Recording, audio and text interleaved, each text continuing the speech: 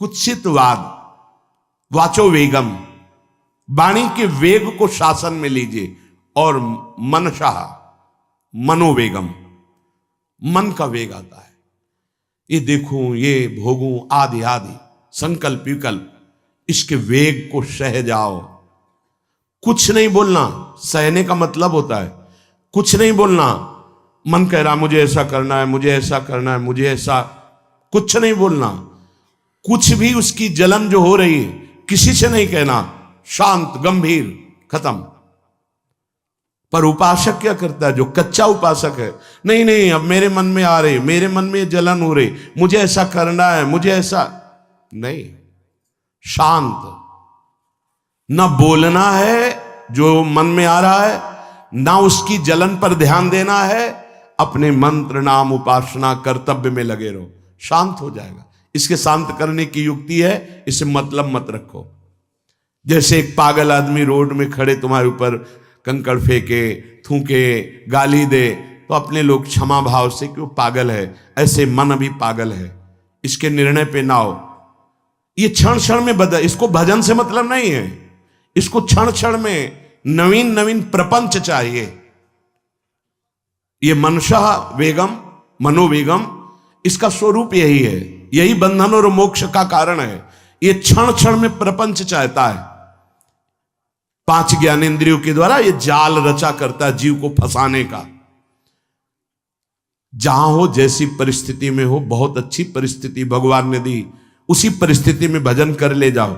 परिस्थिति बदलने की जरूरत नहीं है, भजन करने की जरूरत है। भजन कर ले गए तो स्थिति बदल जाएगी, परिस्थिति नहीं। परिस्थितियां कहीं भी अनुकूल नहीं होती, स्थिति अनुकूल बनाई जाती। भजन के द्वारा स्थिति, जीवन में कभी कोई परिस्थिति ही ऐसी नहीं रही जिसमें भजन किया जा सके। जीवन में पूरे, अगर पूरे जीवन के तारतम्य को देखते हैं तो एक कष्ट की वेदी पर स्वाहा ही स्वाहा होता रहा है। जीवन की आहुति केवल कष्ट पर, और आज भी कष्ट ही कष्ट। फिर आप सोचोगे सुख किसे कहते हैं? ऐसे कांटों वाले पेड़ पर ऐसा सुगंधित फूल खिलता है कि जिससे परमात्मा मुग्ध हो जाता है। जीवात्मा नहीं, परमात्मा मुग्ध हो जाता है। वो ये मार्ग है।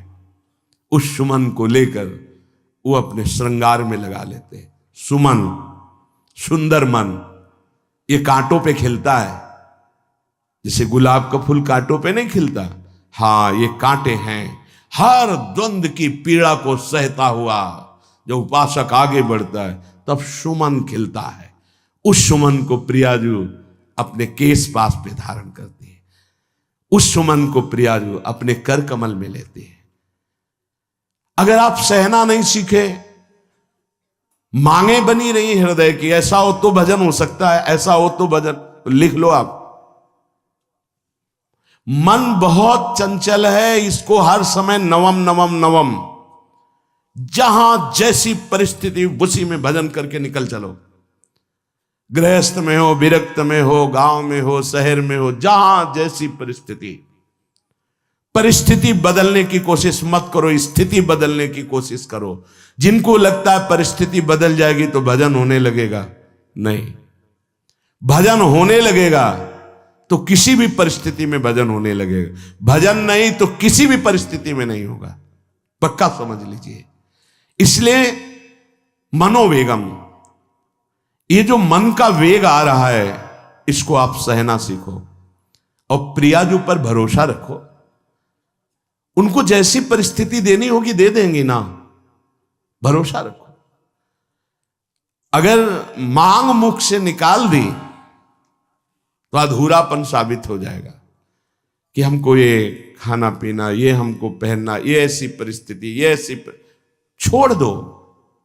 जोई जोई प्यारो करे सोई मोहि भावे। शांत हो जाओ, मन के वेग को सह जाओ। क्रोध वेगम, महाप्रभु कह रहे कुत्सितवाद विकार है। समस्त विकारों में प्रधान विकार होता है काम। काम से ही क्रोध का प्रादुर्भाव होता है। क्रोध एक वृत्ति है जो आने जाने वाली, स्थायी कोई नहीं है। जिस समय आपके अंदर क्रोध आए उस समय मौन होकर हट जाइए वहां से, तुरंत जाकर थोड़ा ठंडा पानी पिए, प्रभु के चरणारविंद की तरफ अपनी वृत्ति को ले जाने की कोशिश कीजिए। उस व्यक्ति से चिंतन हटाइए जिससे क्रोध आ रहा है, उस व्यक्ति की उस क्रिया से चिंतन हटाइए जिससे क्रोध आ रहा है, हट जाइए। ये क्रोध का वेग अगर आता रहा तो भजन करने पर भी अनुभव नहीं हो पाएगा। एक बार अच्छे से क्रोध आ जाए, अंदर हृदय जल जाए, तो 1 महीने भजन के प्रभाव को रोक देता है पूज्य बाबा के उसमें। फिर आप अगर 12 बार साल में आ गया तो क्या अनुभव में आ गया। इसीलिए 20-20, 50-50 वर्ष हो रहे हैं, कुछ अनुभव में नहीं आ रहा। बहुत सावधान। क्रोध हमारा नाश करता है, किसी और का नहीं। हमारे भजन का, हमारे हृदय के आनंद का, हमारी वृत्ति का बड़ा हल्का स्वरूप हो जाता है क्रोधी पुरुष का। इसलिए क्रोध को सहना है, उसके वेग को सहना है। वाणी के वेग, मन के वेग और क्रोध के। अगर क्रोध के वेग को सह गए तो अगला है हिंसा का वेग। वो अपने आप सह जाओगे, क्योंकि क्रोध से ही हिंसा होती है। हिंसा का वेग, वाणी के द्वारा बहुत हिंसा होती है। ऐसे कठोर वचन बोल दिए जाते हैं जो हृदय को चुभते रहते हैं। बाहर का डंडा लगा है, पिटाई हुई तो 2-4 दिन में ठीक हो जाएगा, लेकिन हृदय में जब पिटाई की जाती है कठोर वचन के द्वारा, तो 10 साल बाद अगर दिखाई दे तो फिर ये वो बोला था, ऐसा बोला था, वो हृदय में घाव बना रहता है। वाणी का हिंसात्मक स्वरूप प्रायः क्रोधी जनों में ही पाया जाता है। अगर क्रोध वेग को सह गए तो वाणी के द्वारा हिंसा नहीं होगी, और मन के द्वारा मलिन हृदय में हिंसा का भाव होता है कि चलो हम वैष्णव में मारेंगे तो नहीं, पीटेंगे तो नहीं आपको, लेकिन भगवान तुम्हारा नाश करेंगे, भगवान बहुत जल्दी, ऐसा भाव मन में, ये भी हिंसा है। शरीर के द्वारा तो ना वाणी के द्वारा, ना मन के द्वारा, ना शरीर के द्वारा। क्यों? उसके हृदय में भगवान बैठे हैं, हमको उनको रिझाना है, हमें निर्दोष होकर भगवत प्राप्ति करनी है। ये हजारों दोषों की पंक्तियां यहां हैं। कोई कह दे हम निर्दोष हैं, हमें लगता है कि यही सबसे बड़ा दोष है। नहीं तो अंदर देखा जाए ना तो क्रम क्रम से धीरे धीरे निर्दोष हुआ जा रहा है प्रभु की कृपा से। कोई जन्म से निर्दोष नहीं होता, वो तो अवतार होते हैं भगवान के। एक पद में था, शरण जिसको ले ली हृदय से लगा, और विषय पंख से धीरे धीरे, क्रमशः विषय पंख से धीरे धीरे उसको हटाया। हित जो महाराज जी के लिए आया, हमारे हृदय को धीरे धीरे निर्विषय किया जा रहा है। और सहत सहत बाढ़े भगत ग्रहतन गुरु हितगार, इन दोनों का मिलान कर धीरे धीरे सहाते सहाते हमें निर्विषय किया जा रहा है। आचार्य चरण, इष्ट देव, गुरुदेव कर रहे हैं, हमको राजी रहना है। जैसी परिस्थिति है, जैसी भी हमें गुरुदेव रख रहे हैं, इष्ट देव रख रहे हैं, हमें राजी रहना है। इससे क्या होगा कि हमारे अंदर क्रोध नहीं आएगा, गुस्सा नहीं आएगा। नहीं, ये इतना बेईमान मन है कि इष्ट देव पे भी गुस्सा कर सकता है, ये आचार्य पे भी गुस्सा कर सकता है, ये परम कृपालु गुरुदेव पर भी गुस्सा कर सकता है। क्रोध वेग सह गए तो वाणी और मन और शरीर के द्वारा जो हिंसा का वेग है उससे बच जाएंगे। फिर कह रहे हैं उदर वेगम, उदर वेग भूख। आप लोगों को तो हमें लगता है कि इस वेग को सहना ही नहीं पड़ता। ये जो विरक्त गंगा किनारे घूमने वाले हैं, इनको ज्यादा इस वेग को सहना पड़ता था, क्योंकि प्रायः कभी ऐसे शाम के समय पहुंचना होता, जब आप गंगा किनारे नहीं रुक सकते तो आश्रम, अब वहां पूछ लिया तो पूछ लिया, नहीं पूछ लिया तो राधे श्याम पढ़े। अगर कोई मंदिर मिल गया तो हम आश्रम आदि कोई खोजना ही नहीं, गांव में तो जाना ही नहीं है, क्योंकि नवीन अवस्था में कभी गांव में भिक्षा भी नहीं मांगी, आकाश वृत्ति का ही आश्रय लिया जो शास्त्र सम्मत। गांव में कभी पूरे जीवन में किसी गांव में किसी एक रात्रि किसी घर में कभी शयन नहीं। गांव के किनारे मंदिर मिला या कोई आश्रम संत जनों का, वहां भूख के वेग को जो सह जाए तो भजन में बहुत रुचि हो जाती, क्योंकि भजन से चित्त हटेगा तो भूख व्याकुल करेगी, और उसकी व्याकुलता से बचना है तो भजन में लगना पड़ेगा। और आपको सच्ची कहते हैं कि कई कई दिन भोजन न मिलने पर भी शरीर में गंगा जल के कारण कभी कमी महसूस नहीं हुई। जो दूध में पावर है उससे अधिक सामग्री गंगा जल में है। अब वो बहुत से ऐसे नगरों के समीप से गंगा मैया निकली जहां से बड़ी बड़ी फैक्ट्रियों का, तो नहीं, बहुत सुंदर गंगा जल, वो तो सुंदर है ही, था, है, रहेगा। अपने लोग बड़े बड़े ऐसे नाले ऐसे जिससे वो भाव तो है पर वस्तु तत्व तो है, पर जो दृश्य है वो अब गड़बड़ हो रहा है।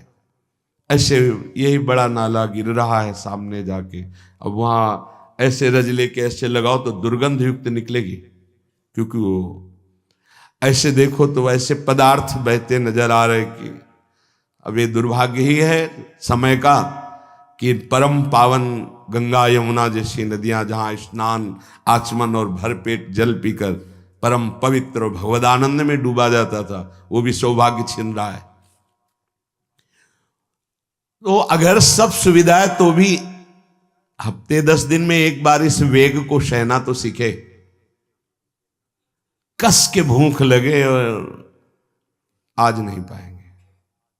एक दिन किसी व्रत का अनुष्ठान करने के लिए हम नहीं कह रहे, लेकिन इस वेग का आनंद तो लीजिए ना कभी। एक टाइम का छोड़ दीजिए, एक दिन केवल हफ्ते में सुबह थोड़ा ले लिया, बस अगले सुबह लेंगे थोड़ा, तो आपकी दिनचर्या नहीं बाधित होगी। आपको तो मिल रहा है ना, मिल ही नहीं रहा था। जो उदर वेग है, भूख में भजन का एक तार जुड़ता है, ये देखा है। क्योंकि ना तो नींद आएगी और ना कहीं और कोई प्रपंच की गुंजाइश है, क्योंकि उदर वेग जब भूख से व्याकुल जी होता है तो बचने के लिए एक ही उपाय है, केवल भगवत चिंतन। हटो उसके चिंतन से। ये पूर्व के संतों ने बहुत कष्ट पूर्वक भजन करके जो लाभ प्राप्त किया है वो आप लोगों को सहज में मिल। कभी कभी अपने को इससे परिपक्व करना चाहिए। जैसे शास्त्रीय पद्धति में महीना में 2 तो व्रत है ही हैं, 15 दिन में एक एकादशी, 15 दिन में एक एकादशी। वो इसीलिए रखा गया है सार्वजनिक रूप से कि वो संयम को ना कर पाए, तो 15 दिन में एक दिन संयम पूर्वक पवित्र भजन। अपने लोग जानबूझकर हफ्ते में एक टाइम छोड़ दें या एक दिन कभी ऐसे, तो उदर वेग को सहते हुए भजन। उदर वेग देख लो, उदर वेग को सहने के लिए तो अगला जो बात कह रहे हैं वो अपने आप सह जाओगे। जैसे क्रोध वेग को सह गए तो हिंसा वेग पर आप शासन कर लेंगे, ऐसे उदर वेग को सह गए तो उपस्थ वेग को सह जाएंगे। उपस्थ वेग कहते हैं जनेन्द्री के कामोपभोग को। जब पेट में भरपेट भोजन ही नहीं है ना, तो और कुछ चिंतन ही नहीं रहा। यौवन अवस्था जवानी ऐसे भगवान ने काटी है कि याद ही नहीं रहा कि संसार का कोई सुख होता है। वह एक लक्ष्य ब्रह्माकार वृत्ति कैसे कैसे तत्वबोध हो, बस कठिन से कठिन जहां वैराग्य की भूमिका वहां कूद जाना, उसी में स्थिति में आने की कोशिश करना, देह राग का त्याग करना, ये युद्ध चल रहा था। बड़ी कृपा है। उपस्थ वेग, इसका जनेन्द्री का वेग आता है। जो स्कूल में आदतें जिनकी गंदी हो गई बच्चों की, फिर आगे वो संयम में, उनको बहुत बाधा है। कई ऐसी क्रियाओं से वो जानकारियां रख लेते हैं कि जो अपना सर्वनाश करने के लिए पर्याप्त है। उपस्थ का जब वेग आए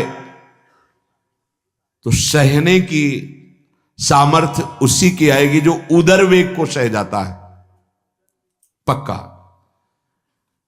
किसी उपासक को देखा बहुत शरीर कृश हो रहा है, तो पूछा क्यों, भोजन क्यों नहीं करते, आप ऐसे कैसे हो रहे, पहले तो आप ऐसे नहीं थे, आप तो पहले बहुत स्वस्थ थे, फिर क्यों, कहा ऐसे नहीं, बताइए क्या, ज्यादा आवश्यकता नहीं है, जीने के लिए बस प्राण पोषण के लिए डाल लेते हैं, क्योंकि जो शांति चाहिए वो तो इतने से ही मिलेगी ना। बहुत सुंदर, बहुत प्रसन्नता है, ठीक है, ठीक चल रहे हो आप, पर इतना पाते रहो कि सीढ़ियां चढ़ उतर ले, इतना पाते रहो कि आपका शरीर काम करे। बका हृदय में बहुत प्रसन्नता है, बहुत सुंदर। संयम में अपने आप को ले आना ये महात्मा का लक्षण होता है, चाहे स्त्री शरीर हो चाहे पुरुष शरीर हो।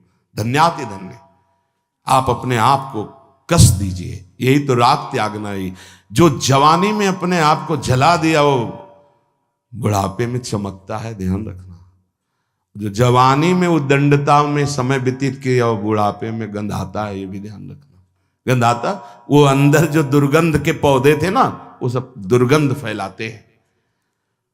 पूज्य श्री पंडित गया प्रसाद जी महाराज जी ने कहा, गृहस्थी में होते हुए भी 40 और 45 के बीच में काम विजयी हो जाना चाहिए, नहीं तो जीवन बिल्कुल बर्बाद हो जाएगा। जो कुछ गृहस्थ धर्म की सेवा है 40-45 के बीच तक हो जाए, मतलब 20 से 25 से ब्याह हुआ आपका, 40-45 तक लड़का बच्चा, इसके बाद अखंड ब्रह्मचर्य धारण कर लो। 40-45 से संयम में हो जाओ तो तुम्हारा जीवन सार्थक हो जाएगा।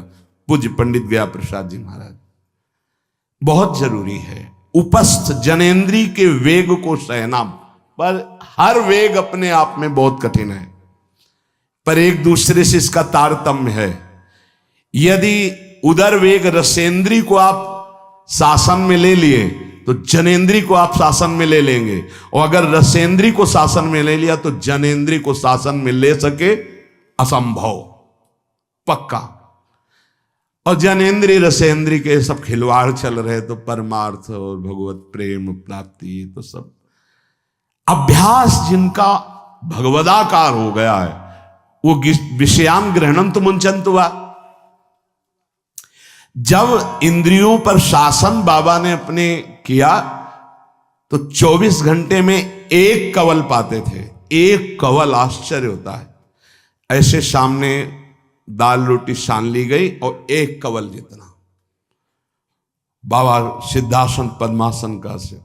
और जब भगवदानंद ब्रह्मानंद में 70 घरों में एक दिन में भिक्षा में जाते थे, एक दिन भिक्षा। अब वहां गए तो एक कवल तो पाया ना, तो 70 कवल हो गए। विषयान ग्रहणंत मुंचंत हुआ, कोई फर्क नहीं पड़ा। पर हम क्या होता है कि स्थिति होती नहीं तो सिद्धों की नकल करने लगते नहीं। पहले हम साधक हैं, पहले हमारी इन वेगों पर विजय प्राप्त करने की वृत्ति आनी चाहिए। वाणी का वेग, मन का वेग, क्रोध का वेग, हिंसा का वेग, उदर का वेग और जनेन्द्री का वेग, एतान वेगान सहते यस्तु विद्वान। वही शास्त्रों के रहस्य को जानने वाला परमार्थी है जो इतने वेगों को सह जाए। निंदा चास्य हृदयम नोपहन्यात, इसके बाद जब उसकी निंदा हो तो उस पर कोई फर्क नहीं पड़ना चाहिए। इसके बाद जो इन सब वेगों को सह गया है, अब उसकी निंदा हो रही, कोई निंदा कर रहा है तो उसको आनंद पूर्वक सह जाए। ऐसा क्यों कहा? इसके बाद अगर दोष है, निंदा हो रही, तब तो संभालना ही, ये गलती हो गई आपसे। जब आप दोष रहित है फिर निंदा हो रही तो आनंद पूर्वक आपको उसका विरोध नहीं करना, सहना है। क्योंकि ये सहना बिल्कुल भगवत साक्षात्कार के नजदीक ले जाएगा। देखो, अपमान, निंदा, तिरस्कार, असलियत में हम कैसे साधक हैं इन्हीं के द्वारा परिचय होता है। पूज्य स्वामी श्री अनंग बोधाश्रम स्वामी जी महाराज बड़े महापुरुष थे, जिनको स्वयं करपात्री जी महाराज मूर्तिमान ब्रह्म कह के साष्टांग दंडवत करते, दिगंबर रहते थे, नंग दड़न, केवल गंगा के ही तट पे। वो महीने 2 महीने में और कहीं नहीं जाते थे।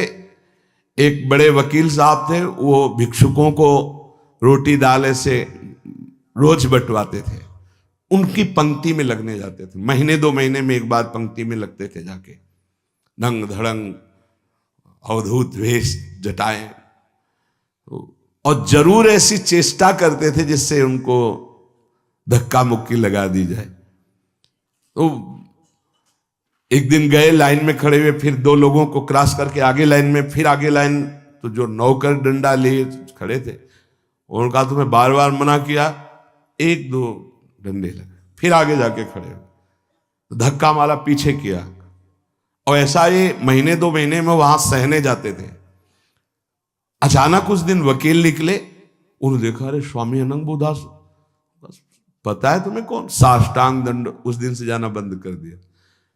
फिर एक दिन गए थे प्रभुदत्त ब्रह्मचारी जी के यहाँ, कहां असनी है और कहां जोशी, गंगा किनारे पूरी रात चल करके पहुंचे।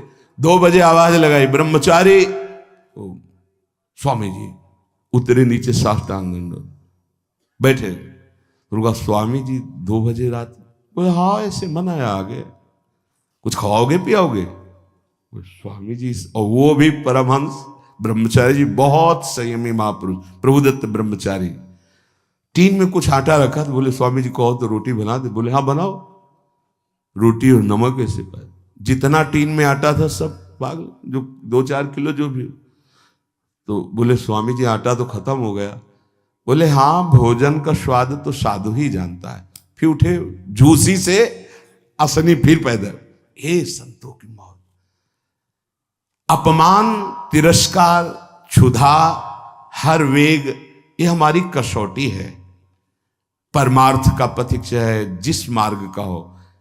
देखो सुदामा जी गृहस्थ मार्ग के कितने उच्च कोटि के, नरसिंह मेहता गृहस्थ मार्ग में कितने उच्च कोटि के। एक कभी तो सौभाग्य ऐसा प्रभु देते जब कोई हमारी निंदा करता है, ये सौभाग्य है, हमें सहने का सौभाग्य मिलता है।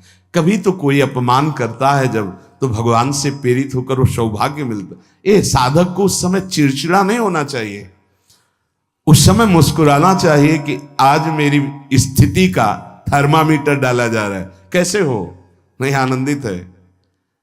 पर देख लो, प्रशंसा होगी तो चेहरा खिला हुआ गुलाब के फूल की तरह मिलेगा, और निंदा होगी तो ऐसे होगा।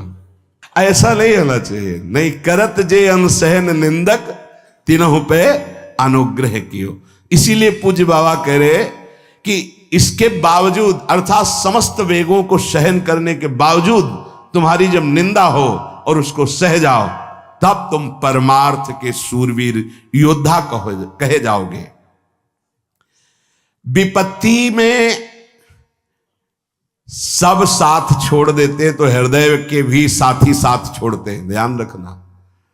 जब विपत्ति आती है तो मन भी साथ देना बंद करने लगता है, विपरीत जाने लगता है, बुद्धि भी विपरीत जाने लगती है। इसलिए जो विपत्ति में अपने धैर्य और साहस को ना खोकर अपने सिद्धांत से चलता है उसे महात्मा कहते हैं, चाहे वो गृहस्थ हो चाहे विरक्त हो। ध्यान दीजिए, संपत्ति में, अनुकूलता में तो सब सावधान होने की कोशिश करेंगे, बड़ी कृपा है भगवान की।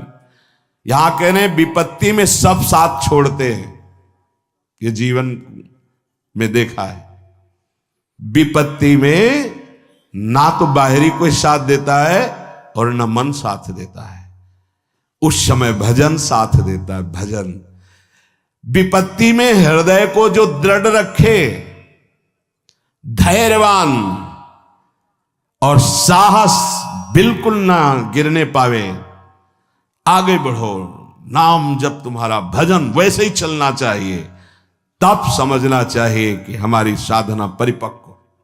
विपत्ति में कोई साथी नहीं होता, देखा गया है, कोई साथी नहीं। मन भी धोखा दे देता है, मन भी, अपना मन भी साथी नहीं, उस समय केवल भजन साथी होता है।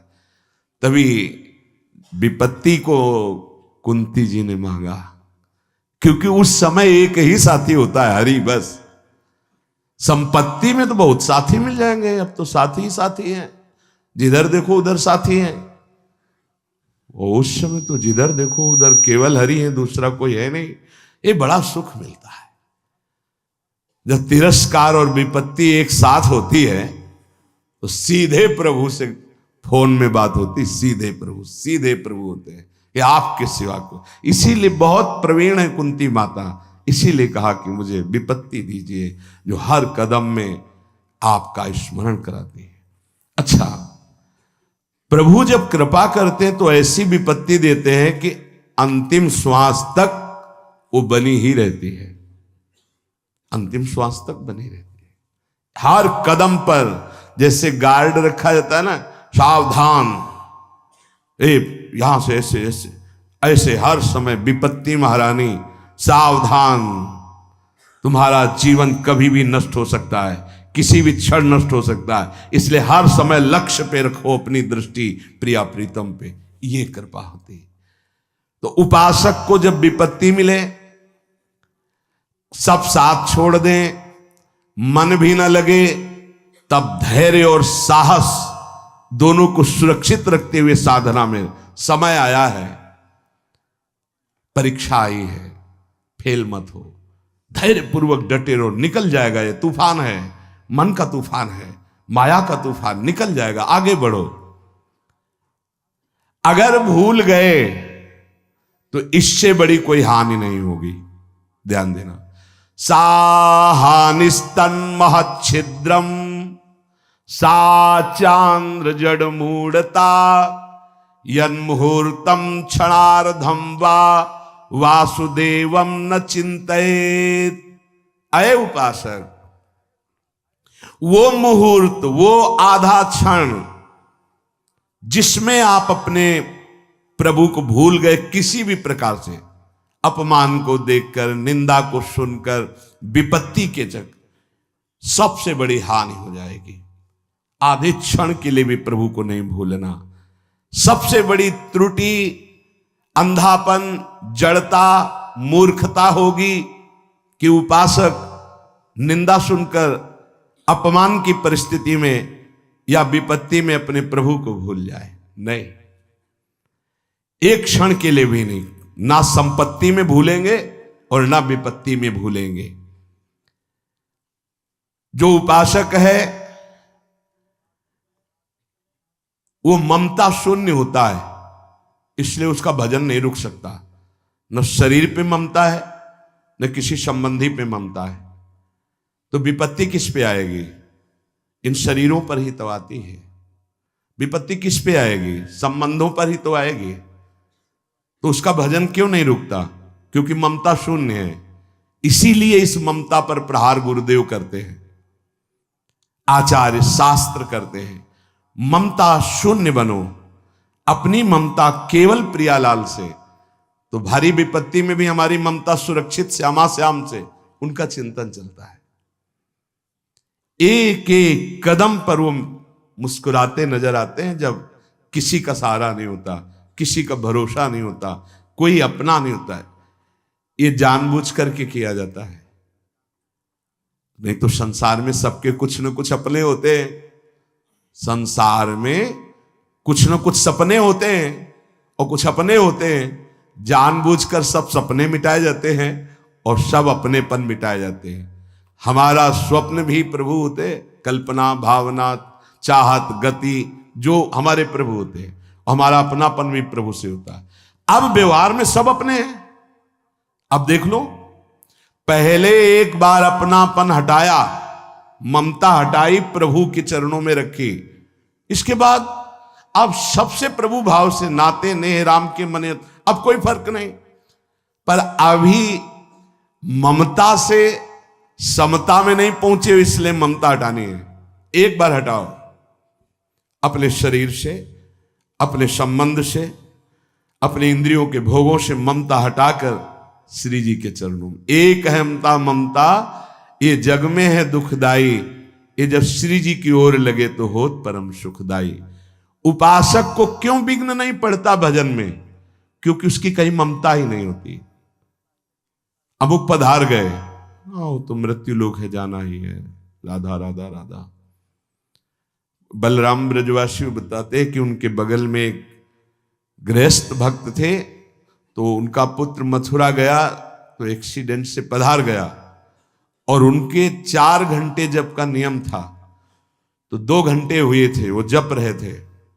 सूचना ही कि आपके पुत्र का एक्सीडेंट हो गया और ऐसा ऐसा, तो उनका है पधार गया। बोले पधार गया? बोले जब पधार ही गया तो आगे का कार्य आप लोग देखो, 2 घंटा रह गया, पूरा जप हो जाने पर ही हम उठेंगे। पूज्य श्री मुखिया जी महाराज जो इस समय गाते हैं, राधा वल्लभ जी इनके पिताजी, बड़े मुखिया जी कहे, जहां राधा वल्लभ जी के सामने हारमोनियम में ऐसे हाथ रखा और एक बार राधा वल्लभ जी को देखा, आंख बंद की, तो समाज पूरी होने के बाद ही आंख खुलेगी।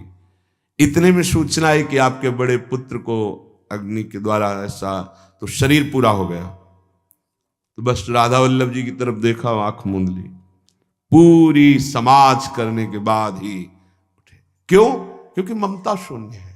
ममता युगल चरणारविंद में राधा वल्लभ लाल जी के जाने का समय निश्चित है, चला गया। अब हम श्री जी की सेवा में उसका मंगल ही होगा, ये आना बड़ा कठिन है। ममता का त्याग होना बड़ा कठिन।